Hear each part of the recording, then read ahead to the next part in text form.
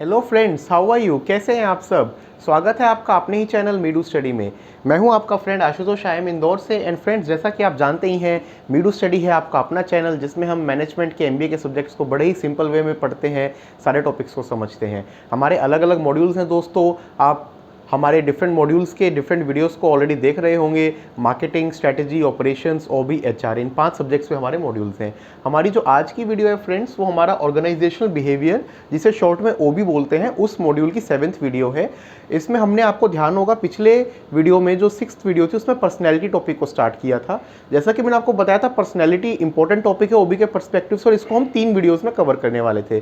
तो पिछली वीडियो में हमने जाना था पर्सनैलिटी क्या होती है, अलग अलग जो स्टेजेस थी फ्लूड ने बताई, वो सब जानी थी। आज हम पर्सनैलिटी के टॉपिक को फर्दर जानेंगे और एक और वीडियो में इसको कवर करेंगे। तो आज सेकंड वीडियो है पर्सनैलिटी की। चलिए शुरू करते हैं।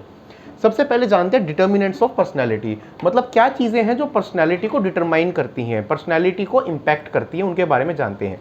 तो सबसे पहला तो जो होता है ना पर्सनैलिटी के लिए, वो हेरिडिटी होता है। देखिए, ये एक इम्पॉर्टेंट फैक्टर है जो किसी भी आदमी के पर्सनैलिटी में मिस आउट नहीं हो सकता। अब उसका इम्पैक्ट उस पर कितना आता है वो पर्सन टू पर्सन वेरी कर सकता है। मतलब ऐसा हो सकता है कि किसी पे वो इम्पैक्ट बहुत ज़्यादा हो, किसी पे कम, बट जो हेरिडिटी है, पेरेंट्स, इवन ग्रैंड पेरेंट्स, जो उसकी ख़ानदान की वो रही है, मतलब जो फीचर्स रहे हैं, वो कहीं ना कहीं रिफ्लेक्ट होते हैं। अब आप देखेंगे बच्चे को किसी ना किसी चीज़ में पेरेंट्स को रिफ्लेक्ट करते हैं। हो सकता है शक्ल मिलती हो, बोलने का तरीका मिलता हो, हाइट मिलती हो, इवन कोई इस तरीके का भी हो सकता है कि किसी पेरेंट का कोई पर्टिकुलर, मान लीजिए स्माइल है या कुछ और फीचर है फेस का, वो बच्चे में एज इट इज़ आ रहा है। तो हेरिडिटी कहीं ना कहीं डेफिनेटली अफेक्ट करती है। और कई केसेस में तो इसको इतना स्ट्रॉन्ग वे में देखा गया है कि इवन 4 to 5 जनरेशन्स तक ये पास ऑन होती रहती है। मतलब परदादा दादा के जो फीचर्स हैं वो भी कई बार बच्चों में देखने को मिलते हैं। तो हेरिडिटी डेफिनेटली इसे सबसे पहला इंपॉर्टेंट फीचर होता है। दूसरा फीचर फ्रेंड्स होता है जो पर्सनैलिटी को डिटरमाइन करता है, वो होता है एनवायरनमेंट। एनवायरनमेंट मतलब जिस माहौल में हम रहते हैं। अब एनवायरनमेंट में अलग अलग चीज़ें हैं जो पर्सनैलिटी को डिटरमाइन करती हैं। सबसे पहला एनवायरनमेंट होता है कल्चरल एनवायरनमेंट, कि कल्चर किस तरीके का है। तो जिस कल्चर में, जिस परिवेश में बच्चा पल रहा है, बढ़ रहा है, वो उसकी पर्सनैलिटी को इम्पैक्ट करता है। अब मान लीजिए किसी का जो कल्चर है, वो मान लीजिए कोई बच्चा है, जैसे फॉर एग्जांपल हम बात करते हैं इंडिया में जो कल्चर था जॉइंट फैमिली का, संबंधों को महत्व देना, उसमें बच्चा पल रहा है, तो उसकी पर्सनैलिटी भी वैसे डेवलप होगी। विजा विज कोई यूरोपियन उसमें बच्चा है या अमेरिकन बच्चा है जिसने शुरू से देखा है इंडिपेंडेंट सब रहना, इंडिपेंडेंट काम, इंडिपेंडेंट फैमिली, तो उसकी पर्सनैलिटी भी उसी तरीके से डेवलप होगी। तो कल्चर कहीं ना कहीं इस चीज़ को बिल्कुल इम्पैक्ट करता है। और कल्चर ऐसा नहीं सिर्फ कंट्री लेवल पे, अलग अलग स्टेट्स में अलग अलग कल्चर होता है, वो भी हमारी पर्सनैलिटी पे इम्पैक्ट डालता है। दूसरा होता है सोशल, जो हमारा सोशल सर्कल है जिसमें हम पले पल रहे हैं, बढ़ रहे हैं, वो सोशल सर्कल इस तरीके से भी इम्पैक्ट करता है कि मान लीजिए जिस सोसाइटी में, जिस सिचुएशन में बच्चा रह रहा है, मान लीजिए कोई बच्चा मिडिल क्लास में पैदा हुआ है और इसको हम कंपेयर करते हैं एक बच्चे से जो हाई क्लास में पैदा हुआ है, तो उसकी पर्सनैलिटी शुरू से ही अलग होगी। पर्सनैलिटी से हम इस चीज़ को भाप सकते हैं। कई बार होता नहीं, जैसे मान लीजिए हम बाहर गए हुए हैं, हम रोड पे देख के बता सकते हैं मोर और लेस कि ये बच्चा जो है, ये आपका जो है किस क्लास को या किस परिवेश को बिलोंग करता होगा, उसको हम भाप सकते हैं। कई बार वो गलत भी हो सकता है, बट मोर और लेस 90% अंदाजा लग जाता है। नेक्स्ट आता है सिचुएशनल। अब सिचुएशनल का मतलब अलग अलग सिचुएशन जो है वो पर्सनैलिटी पे इम्पैक्ट डालती हैं। अब एक बच्चा है जो शुरू से जॉइंट फैमिली में रहा, सबका उसका जो है दादा दादी ने, परिवार में और लोग हैं, पेरेंट्स ने ध्यान रखा, उसकी पर्सनैलिटी एक अलग वे में डेवलप होगी। अब एक बच्चा है, मान लीजिए बचपन में ही उसके पेरेंट्स को गुजर जाते हैं, वो ऑर्फन है, वो अनाथ है, तो वो जो सिचुएशन है, अब जैसे कोविड में बहुत सारे बच्चों के साथ ये चीज़ हुई, तो सारी लाइफ उनका जो हो ना, वो एक अलग पर्सनैलिटी उनकी कहीं ना कहीं अलग वे में डेवलप होगी। तो जो आपकी सिचुएशन रही है, अब मान लीजिए सिचुएशन का दूसरा एग्जांपल लेते हैं, किसी के घर में कोई इकोनॉमिक प्रॉब्लम आ जाती है और बच्चा जो है बचपन के जो डेवलपमेंट वाले साल होते हैं वो उसको उसमें जीना पड़ रहा है, जिसकी वजह से उसको वो सुविधाएं नहीं मिल पा रही, वो एजुकेशन नहीं मिल पा रही, तो उसका असर उसकी पर्सनैलिटी पे आएगा ही। एनवायरनमेंट में एक होता है फैमिली, जैसे मैंने बताया, तो फैमिली तो डेफिनेटली इम्पैक्ट करती ही है। अब फैमिली में इवन इस तरीके से भी पर्सनैलिटी पे डिफरेंस आता है कि जो आप इसको मानेंगे नहीं, बट बच्चों का जो भाई बहन में ऑर्डर होता है ना, वो भी इम्पैक्ट करता है। तो जो सबसे बड़ा सिबलिंग होगा या भाई बहनों में बड़ा होगा, तो उसकी पर्सनैलिटी शुरू से थोड़ी सी जो है वो मैच्योर्ड होगी, डिसीजन मेकिंग वो आसानी से कर सकेगा, क्योंकि शुरू से एक रिस्पॉन्सिबिलिटी की भावना उसके अंदर होगी। और इसको कंपेयर करें, जो घर में सबसे छोटा बच्चा होता है, भाई बहनों में सबसे छोटा होता है, वो थोड़ा उसी हिसाब से लाड प्यार वाली आदत होती है उसको, वो रिस्पॉन्सिबिलिटी कंपैरेटिवली उतना नहीं लेना चाहेगा, वो चाहेगा कि ज़्यादा मैं जो है थोड़ा इन्जॉय करूँ। अब ये चीज़ें जो है person to person, family to family depend करती हैं, बट मैं आपको बता रहा हूँ 60-70% कहीं ना कहीं ये ट्रू होती हैं। तो आपका कल्चर किस तरीके का रहा, सोशल सर्कल कैसा है, किस सिचुएशन में पले बड़े, और फैमिली में आपका क्या रहा है, ये सारी चीज़ें आपकी पर्सनैलिटी पे इम्पैक्ट डालती हैं। इसके अलावा कुछ अदर फैक्टर्स भी होते हैं। अब अदर फैक्टर्स में हम इकोनॉमिक फैक्टर्स ले सकते हैं, इकोनॉमी डाउन गई उसका असर। इसके अलावा मान लीजिए कुछ लीगल प्रैक्टिसेस हैं, लॉज हैं, उसका असर। अब एग्जांपल ले लीजिए, आजकल जो है रशिया यूक्रेन का वॉर चल रहा है। अब वो इन सब में कहीं कवर नहीं हो रहा था, बट जो अब जनरेशन इस वॉर को देख रही है, जिनको अब ये भी भरोसा नहीं है कि कल को उनकी लाइफ होगी या नहीं होगी, घर तबाह हो गए, तो क्या आज की 21वीं सदी में भी उनको ये फीचर ये फेस करना पड़ रहा है। तो उनकी एक पर्सनैलिटी, जो बच्चे अब इस टाइम वहाँ पे है ना, उनकी पर्सनैलिटी एक अलग वे में डेवलप होगी। तो ये होते हैं कुछ अदर फैक्टर्स जो इम्पैक्ट डाल सकते हैं। अब चलते हैं आगे। इसके बाद हम बात करते हैं locus of control and personality. तो दोस्तों, लोकस ऑफ कंट्रोल एक बड़ा ही सिग्निफिकेंट एस्पेक्ट है पर्सनैलिटी का। लोकस ऑफ कंट्रोल का मतलब क्या होता है, पहले इसको समझ लेते हैं। सो लोकस ऑफ कंट्रोल क्या होता है, refers to extent to which people believe that they can control the outcome of events in their life। मतलब किस हद तक लोग ये समझते हैं कि उनकी जो लाइफ में चीज़ें हो रही हैं, आउटकम हो रहे हैं, उनको कंट्रोल कर सकते हैं नहीं कर सकते। अब आप कहेंगे कि ये वाली चीज़ तो डिपेंड करती है पर्सन टू पर्सन पे, तो वही लोकस ऑफ कंट्रोल होता है। अब इसमें दो तरीके से लोगों को कैटेगराइज किया गया है, इंटरनल लोकस ऑफ कंट्रोल और एक्सटर्नल लोकस ऑफ कंट्रोल। तो इंटरनल लोकस, जैसे इंटरनल मतलब अंदरूनी, इंटरनल वाले वो होते हैं जो अपनी एबिलिटीज पे ट्रस्ट करते हैं, और वो ये कहते हैं भाई मैं जैसा एक्शन करूंगा वैसा, जैसा कर्म करोगे वैसा फल पाओगे। जो ये कहावत है ना, वो इस तरीके के लोगों पे सूट करती है। They exhibit two major characteristics, high achievement motivation and low outer directedness. मतलब इनके कहते हैं कि बाहर वाली चीज़ें क्या, मैं मेहनत करूंगा तो मैं फल पाऊंगा, नहीं करूंगा तो नहीं पाऊंगा। मतलब वो अपनी खुद की काबिलियत पे भरोसा करते हैं, वो होते हैं इंटरनल लोकस। इसके अगेंस्ट होता है एक्सटर्नल लोकस। वो ये सोचते हैं कि सारी चीज़ें तो जो है ना भगवान के हाथ में है, सारी चीज़ें जिसको कहते हैं ना किस्मत के ऊपर छोड़ देना, एक्सटर्नल। अब देखिए बहुत सारी चीज़ें होती भी हैं, बट हम किस हद तक ये मानते हैं कि चीज़ें मैं कंट्रोल करता हूँ या किस हद तक चीज़ें बाहर से कंट्रोल होती हैं, वही होता है लोकस ऑफ कंट्रोल। सो जो people external locus of control के अंडर आते हैं, वो ये मानते हैं कि मेरी लाइफ में जो भी हो रहा है वो मेरे कंट्रोल से तो बाहर है, अपने आप किस्मत कर रही है, भगवान कर रहा है, जो भी कर रहे हैं। तो दे आर वनरेबल टू। तो इस तरीके के जो लोग होते हैं ना, उनमें स्ट्रेस सिम्टम नॉर्मली देखने को मिलते हैं। क्यों? क्योंकि वो खुद की काबिलियत पर तो विश्वास कर ही नहीं रहे।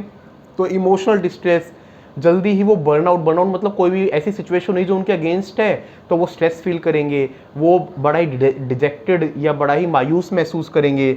जॉब में डिससेटिस्फेक्शन रहती है, उनकी सेल्फ एस्टीम भी कम रहती है। जो यहाँ पे लोग होते हैं वो हाईली मोटिवेटेड होते हैं, जॉब में सेटिस्फाइड रहते हैं, क्योंकि वो ये सोचते हैं ना मैं मेहनत करूंगा तो मैं अचीव करूंगा। अब इसको आप एक एग्जांपल ले लीजिए, एक आदमी है जिसकी मान लीजिए बहुत साल काम करने के बाद भी पर्टिकुलर रोल में तरक्की नहीं हुई, तो जो इंटरनल लोकस वाला है वो ये सोचेगा कि मैं मेहनत करूंगा तो तरक्की होगी, नहीं हो रही मतलब मेरी में कुछ कमी है। ये वाले जो लोग होंगे एक्सटर्नल वाले, वो ये सोचते हैं कि इसमें जो है मेरे हाथ में तो कुछ है ही नहीं, मेरी किस्मत खराब है, इस वजह से ऐसा चल रहा है। बच्चों से एग्जाम्पल ले लीजिए, एक बच्चा है जो ये सोचता है मैं मेहनत करूंगा, क्लास में फर्स्ट आऊंगा, मेरे नंबर मेरी मेहनत पे डिपेंड करते हैं, तो वो हो गया इंटरनल लोकस ऑफ कंट्रोल, मतलब मेरे नंबर मेरे हाथ में है।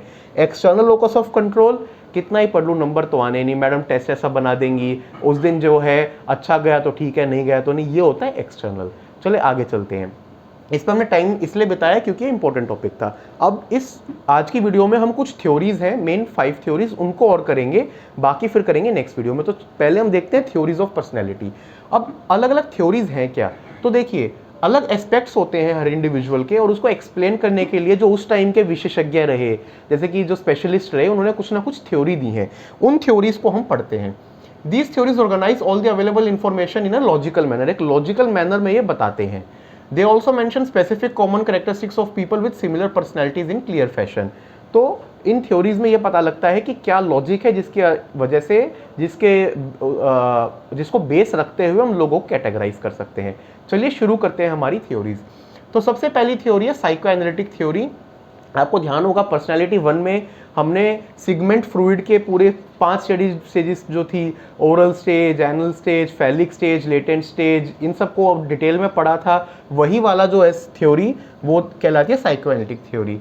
मतलब इसमें क्या था, अलग अलग जो हमने स्टेजेस की बात करी, इन स्टेजेस के थ्रू सिगमेंट ने इसको बताया था। According to Freud, conflicts occurring during each of the stages can influence the personality and behaviour. तो इसमें वो ये कहता था कि इन अलग अलग स्टेजेस में जैसा बच्चे को मिलना चाहिए बचपन वो नहीं मिलता, तो वो उसकी पर्सनैलिटी पे इम्पैक्ट डालता है। इसको हम ज़्यादा डिटेल में इसलिए नहीं कर रहे हैं क्योंकि पर्सनैलिटी 1 की जो हमारी वीडियो है उसमें हमने इन 5 स्टेजेस को बड़े ही डिटेल में किया था। आप उस वीडियो को रेफर कर सकते हैं। कुछ कंफ्यूजन हो तो प्लीज़ हमें कमेंट सेक्शन में बताइएगा। अब सिगमेंट फ्रूइड से आगे वाली थ्योरीज पे थोड़ा डिटेल में बात करेंगे। नेक्स्ट आते हैं नियो फ्रूइडियन थ्योरीज। तो ये थ्योरीज वो हैं जिन्होंने कुछ जो उस टाइम के विशेषज्ञ थे उन्होंने फ्रूइड की इस थ्योरी को माना, बट उसमें कुछ चीज़ें थी, कुछ पॉइंट्स थे जिसके साथ उनका डिसकंटेंट था। तो कुछ उन्होंने अपने आइडियाज़ बताए। अब बेसिस तो आपको फ्रूइड की थ्योरी का पता है, जिन पॉइंट्स पे उन्होंने डिस्प्यूट या जिन पॉइंट्स पे डिसएग्रीमेंट बताया उन पॉइंट्स की हम बात करते हैं। सबसे पहले तो फ्रूइड ने यह कहा था कि पर्सनैलिटी टोटली आपकी चाइल्डहुड कैसा रहा, बचपन कैसा रहा, उस पर डिपेंड करती है। इसमें जो हमारे विशेषज्ञ हैं उन्होंने कहा कि नहीं, टोटली चाइल्डहुड पर डिपेंड नहीं करता, लेटर स्टेज पे भी पर्सनैलिटी में चेंजेस आते हैं। फ्रूइड ने ये कहा था कि जो सेक्सुअल अर्जीज है वो प्राइमरी मोटिवेटर है, जिसके बारे में हमने बात की थी, ये उसको भी कॉन्ट्राडिक्ट करते हैं। फ्रूइड्स व्यू ऑफ ह्यूमन नेचर, जिस तरीके से उसने ह्यूमन नेचर के डेवलपमेंट में बताया था, इस पे भी उनका पॉइंट है। और Freud's lack of emphasis on impact of social and cultural factors on behaviour and personality. तो फ्रूइड ने पूरा जो क्या कहते हैं जोर दिया था या पूरा जो फोकस रखा था वो चाइल्डहुड पे रखा था, चाइल्डहुड की इवेंट्स पे रखा था। यहाँ वाले लोगों ने कहा कि नहीं, उसके साथ साथ सोशल एंड कल्चरल एक्टिविटीज़ भी इम्पैक्ट करती हैं। अगली कहलाती है दोस्तों ट्रेट थ्योरी। सबसे पहले समस्या ट्रेट होता क्या है। तो personality trait refers to long lasting attribute of a person that emerges in different situation. मतलब ये एक ऐसा एट्रीब्यूट है जो अलग अलग सिचुएशन में उभर के आता है, लॉन्ग लास्टिंग रहता है। We can differentiate personality of individual from personality of another through these traits। अब इसका एक एग्जांपल ले लीजिए।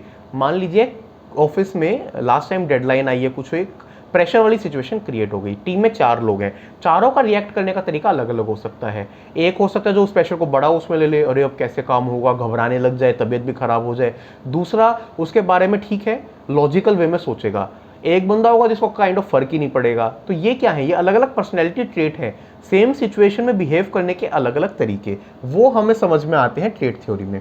अब इसमें अजम्पशंस हैं कुछ थ्योरी की इसकी। It allows variation in trait of different individuals. ये हर इंडिविजुअल के ट्रेट में वेरिएशन को अलाउ करता है, ये एक अजम्पशन है, जबकि ऐसा जरूरी नहीं कि सही हो। It presumes traits to be relatively stable. ये मानती है कि जो ट्रेट्स हैं वो रिलेटिवली स्टेबल है, किसी एक पर्सन में कुछ ट्रेट्स दिखे तो वो ओवर द टाइम वैसे ही दिखेंगे। It measures traits by using behaviour indicators, और ये indicators behaviour indicators through traits को मेजर करता है। अगली हमारी थ्योरी है social learning theory. Social learning theory जो है किसने दी थी, एल्बर्ट बंडूरा ने दी थी। It is one of the most influential theory of personality and bases is that people can learn new information by watching other people. तो social learning theory क्या कहती है, वो ये कहती है कि चाइल्डहुड में कुछ सीखा, कल्चर सोशल वो सीखा, वो अलग चीज़ है, लेकिन एक दूसरे को देखते हुए भी चीज़ें सीखी जा सकती हैं, इसे कहते हैं सोशल लर्निंग। इसके 3 कॉन्सेप्ट हैं। सबसे पहले people can learn by observing others, दूसरों को देख के चीज़ सीख सकता है इंसान। दूसरा, internal mental condition of individual is essential part of learning process. जो आदमी की इंटरनल मेंटल कंडीशन है वो भी एक लर्निंग प्रोसेस का इंपॉर्टेंट पार्ट है। Individuals learning does not necessary result in a change in his और बिहेवियर। लर्निंग जरूरी नहीं कि वो बिहेवियर में चेंज करे, हो भी सकता है और ना भी हो। ये होती है सेल्फ लर्निंग थ्योरी। लास्ट हमारी आती है सेल्फ थ्योरी। ये कार्ल रॉजर्स ने दी थी। इसमें सेल्फ का कॉन्सेप्ट है वो सेंट्रल फोकस पे रहता है। सेल्फ मतलब मैं खुद। Rogers believed that when a child is born, concept of self is present in him like a tiny dot that grows bigger as the child grows।